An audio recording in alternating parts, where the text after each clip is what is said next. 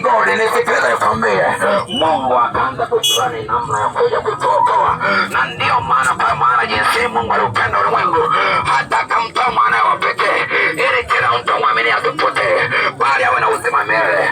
Mungu alifikiria akatengeneza mbinu ya kutuokoa tena, ijapokuwa alisema akitamtafuta, lakini Mungu akaanza kuplania ni namna gani haya tuokoe tena, ndipo akamtuma mwanawe Yesu Kristo aliye hai aje tena tuletee uzima. Nisikilize nikwambia, hapo walipofukuzwa kwenye bustani ya Edeni, wale kina Adamu hawakuelewa kwa habari ya kwamba labda watapata uzima milele, lakini huyu Mungu anakuja kutangaza ya kwamba anamleta Yesu Kristo aliye hai tupate kupata uzima kupitia yeye mwana Yesu Kristo aliye hai. Amen. Nisikilize nikwambie, ulimwengu ulipendwa na Mungu, wala sisi hatukumpenda Mungu.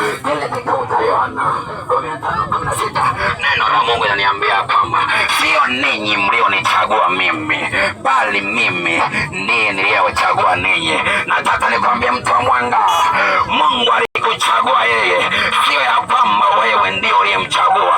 Yaani alituchagua, akatupenda, akatafuta namna ya kuja kutuokoa. Tulichompendezea Mungu sisi ni kwa sababu ya ubaya wetu, sio kwa sababu ya uzuri wetu, yaani kwa sababu ya dhambi zetu akatupenda akaja kutuokoa. Hakuna tulichomfurahisha, na ndio maana anasema sio ninyi mlionichagua, bali mimi ndiye niliwachagua. Nataka nikueleze ya kwamba ulipendwa na Mungu, wewe ukumpenda Mungu. Haleluya, amen, haleluya. Sijajua ni kwa nini jioni ya leo nimekuja kutangazia kutegemea upendo wa Yesu. Jioni ya leo nimekuja kukutangazia kuitikia upendo wa Yesu. Amen. Haleluya, haleluya, haleluya. Sijajua ni kwa namna gani, sijajua ufahamu wako unashindwaje kutambua kuona huu upendo wa Mungu aliyokupenda.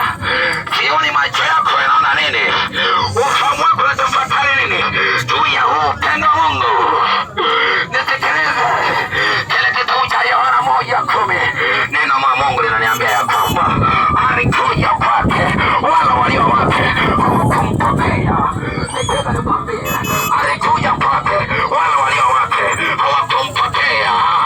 Nisikilize nikwambie mtu wa mwanga, Mungu alikupenda, lakini alipotupenda akamtuma mwanawe wa pekee aje atuokoe. Lakini neno la Mungu linaniambia kwamba alikuja kwake, lakini walio wake hawakumpokea.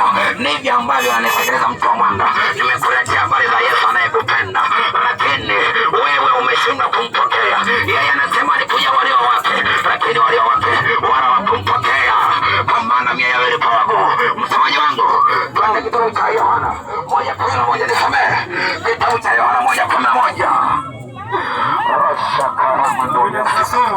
Ndio. Alikuja kwake lakini walio wake hawakumpokea. 1:10.